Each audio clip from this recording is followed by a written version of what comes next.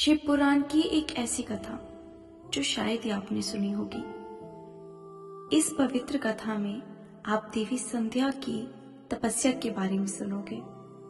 देवी संध्या ब्रह्मा जी की पुत्री और महादेव की बहुत बड़ी भक्त थी। यह कथा ब्रह्मा जी नारद जी को सुना रहे थे।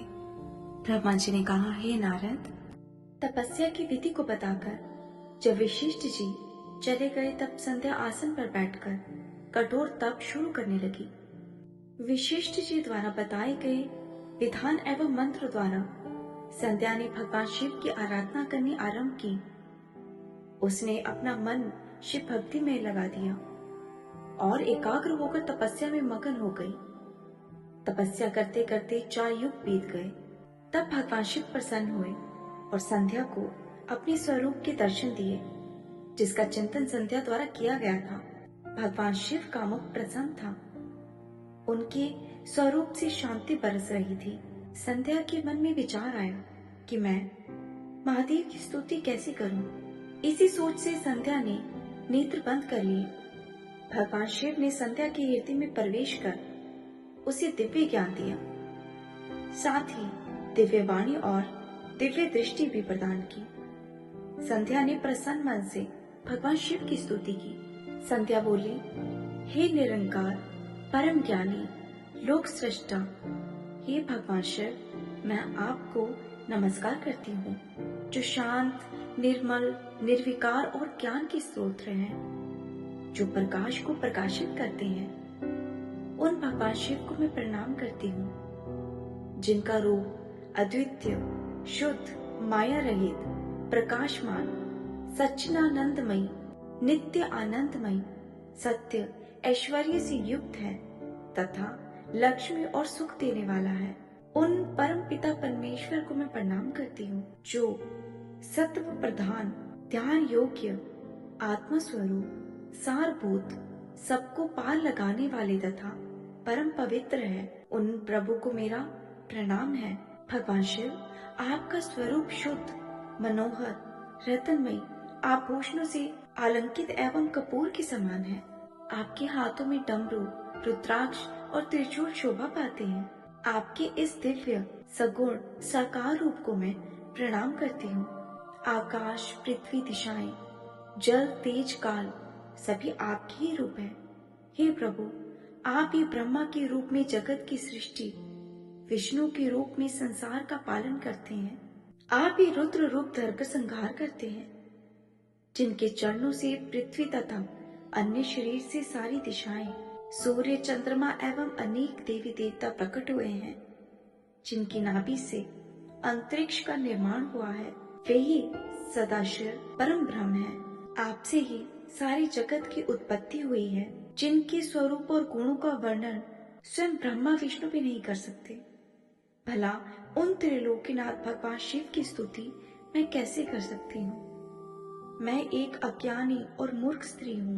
मैं किस तरह आपको पूजूं?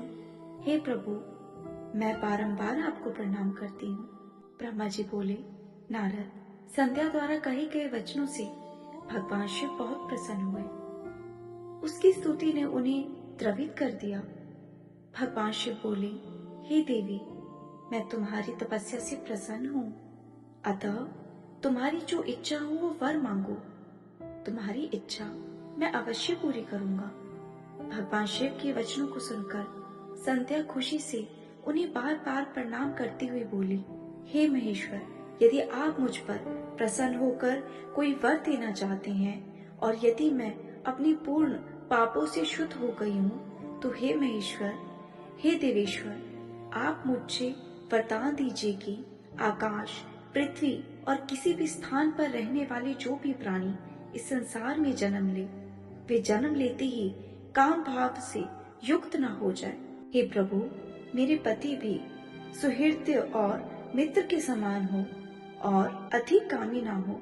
उनके अलावा जो भी मनुष्य मुझे सकाम भाव से देखे, वह पुरुषहीन अर्थात नपुंसक हो जाए। हे प्रभु, मुझे यह वरदान दीजिए कि मेरे समान विख्यात और परम तपस्विनी तीनों लोकों में कोई न हो।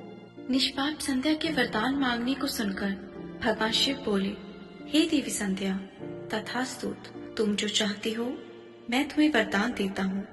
प्राणियों के जीवन में अब से 4 अवस्थाएं होंगी। पहली शिशु अवस्था, दूसरी कामर्यावस्था, तीसरी यौवन अवस्था, चौथी वृद्ध अवस्था।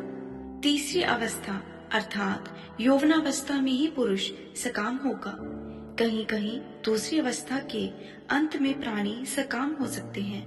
तुम्हारी तपस्या से प्रसन्न होकर मैंने ये मर्यादा निर्धारित की है। तुम परम सती हो। तुम्हारे पति के अतिरिक्त जो भी मनुष्य तुम्हें सकाम भाव से देखेगा वह तुरंत पुरुषहीन हो जाएगा। तुम्हारा पति महान तपस्वी होगा जो कि 7 कल्पों तक जीवित रहेगा। इस प्रकार मैंने तुम्हारे द्वारा मांगे गए दोनों वरदान तुम्हें प्रदान किए हैं। अब मैं तुम्हें तुम्हारी प्रतिज्ञा को पूर्ण करने की साधना बताता हूँ। तुमने अग्नि में अपना शरीर त्यागने की प्रतिज्ञा की थी। मुनिवेश्वर, मेधातिथि का एक यज्ञ चल रहा है जो कि 12 वर्षों तक चलेगा। उसमें अग्नि जड़े जोर से जल रही है। तुम उसी अग्नि में अपना शरीर त्याग दो। चंद्रभागा घाट के तट पर ही तपस्वियों का आश्रम है जहाँ महायज्ञ हो रहा है। तुम उसी अग्नि में प्रकट होकर मेधातिथि की पुत्री होगी। अपने मन में जिस पुरुष की इच्छा करके तुम शरीर को त्यागोगी वही पुरुष तुम्हें पति रूप में प्राप्त होगा। संध्या, तुम इस पर्वत पर तपस्या कर रही थी। तब त्रेता युग में प्रजापति दक्ष की बहुत सी कन्याएं हुई। उनमें से 27 कन्याओं का विवाह उन्होंने चंद्रमा से कर दिया। चंद्रमा उन सबको छोड़कर केवल रोहिणी से प्रेम करते थे। तब दक्ष ने क्रोधित होकर श्राप दिया। चंद्रमा को श्राप से मुक्त कराने के लिए उन्होंने चंद्रभागा नदी की रचना की। उसी समय मेघातिथि वहां उपस्थित हुए थे। उनके समान कोई तपस्वी न है न कोई होगा। उन्हीं का ज्योतिष्मत नामक यज्ञ चल रहा है। उसमें अग्निदेव प्रज्वलित है। तुम उसी आग में अपना शरीर डालकर पवित्र हो जाओ और अपनी प्रतिज्ञा पूर्ण करो। इस प्रकार उपदेश देकर भगवान शिव वहां से अंतर्ध्यान हो गए। इससे आगे की कथा हम अगले अध्याय में पढ़ेंगे। तब तक के लिए हर हर महादेव, जय जय शिव शंभू।